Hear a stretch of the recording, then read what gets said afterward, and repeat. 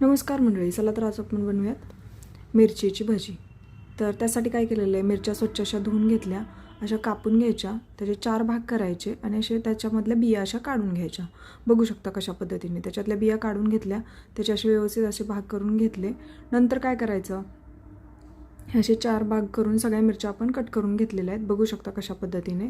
आणि नंतर काय केलेलं आहे, आपण स्वच्छ अशा पाण्यातून धुवून घेतलेल्या आहेत त्यातल्या बिया निघण्यासाठी.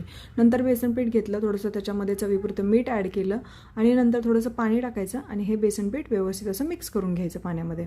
तर बघू शकता कशा पद्धतीने आपण त्याचं पीठ बनवून घेतलेलं आहे.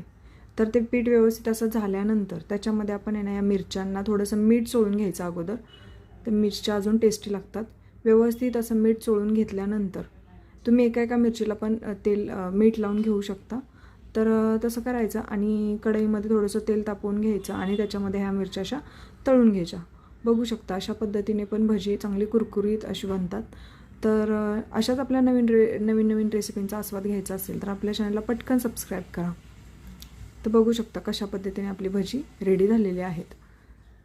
तर बघू शकता किती छानपैकी कुरकुरीत अशी आपली भजी रेडी झालेली आहेत. तर लाईक, शेअर आणि सबस्क्राईब.